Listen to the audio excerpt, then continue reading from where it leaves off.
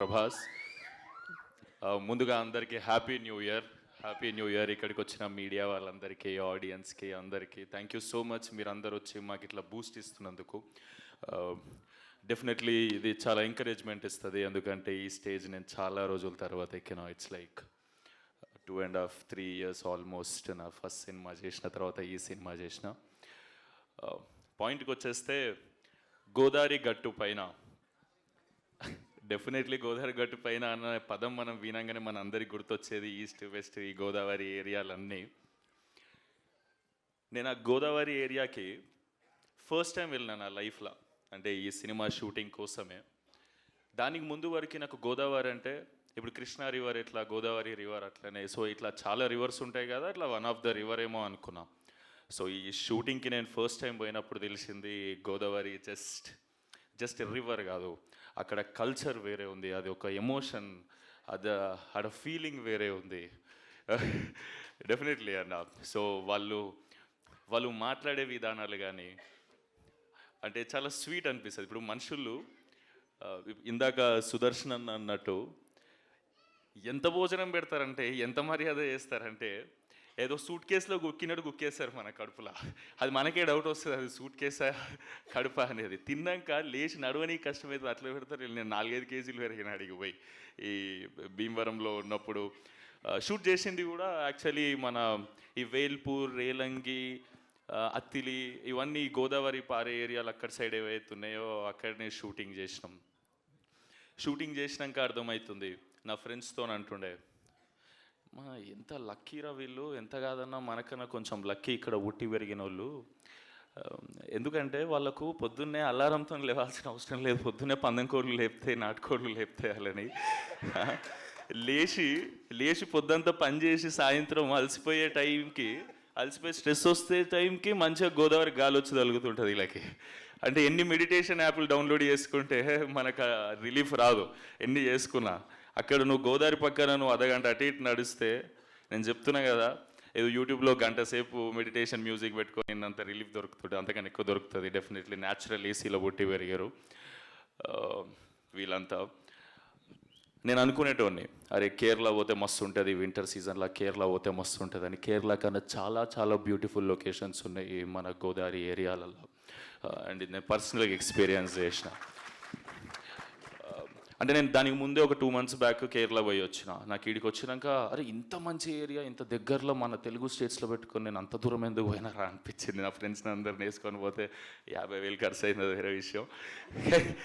అంటే ఈడంటే మనదే కదా, దగ్గర ఉంటుంది, భాష సేమ్ ఉంటుంది. ఇవన్నీ చూసినాక సో ఇదంతా షూటింగ్ ఎంజాయ్ చేస్తున్నా అన్న వాళ్ళతోని. సో ఇలా నేచర్ని ఎంజాయ్ చేస్తున్నా. కానీ ఈ కథ నాకు చెప్పినప్పుడు కూడా ఇవంతా ఎంజాయ్ చేస్తున్నా, నేను వెనకకు పోయి ఒకసారి ఆలోచించుకునేటోని స్టోరీ ఎట్లా ఓకే చేసిన నేను ఇది అని. నాకు చాలా స్టోరీస్ వింటున్నా. నేను ఈ సినిమాకు ముందుకు 80-85 కథలు విన్నా నేనైతే. అంటే ఏం చేయాలనో తెలియదు. అంటే నేను బ్లాక్ బస్టర్ కథలు కూడా ఇచ్చిపెట్టేసిన దాంట్లో, కానీ తెలీదు ఆ మూడ్కి అది తగ్గట్టు నేను పర్సనల్గా ఏం చేయాలని మనకంటూ పర్సనల్ థాట్ ఉంటుంది కదా. ఆ థాట్లో పోతుండే ఈ మనిషి వచ్చి సుభాష్ చంద్ర అనే ఆయన వచ్చి నాకు ఈ గోదావరి గట్టుపైన అని కథ చెప్పిండు. సూపర్ ఎగ్జైట్ అయినా. అండ్ ఈ మనిషి గురించి నాకు ముందే తెలుసు.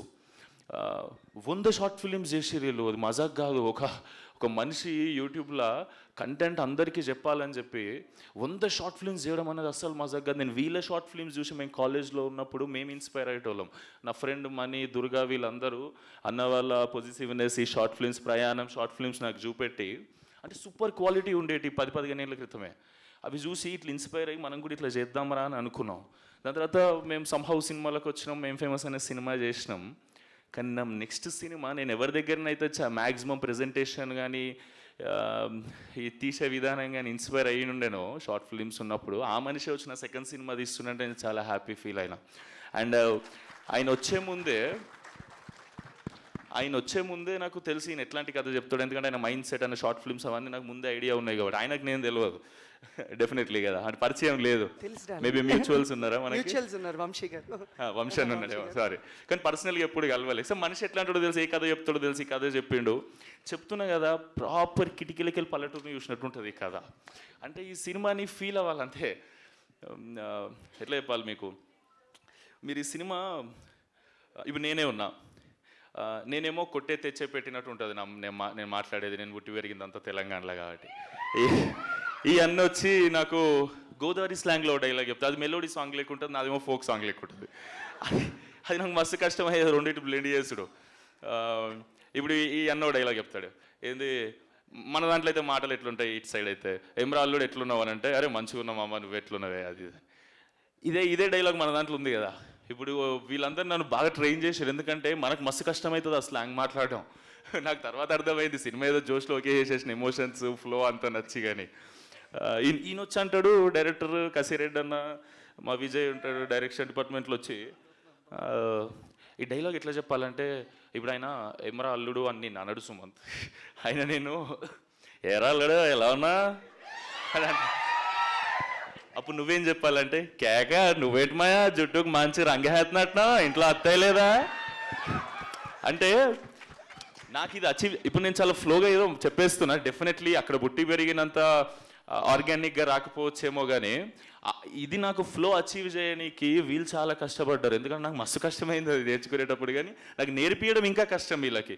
Thank you so much Subhash అన్న, thank you so much Kasireddy అన్న.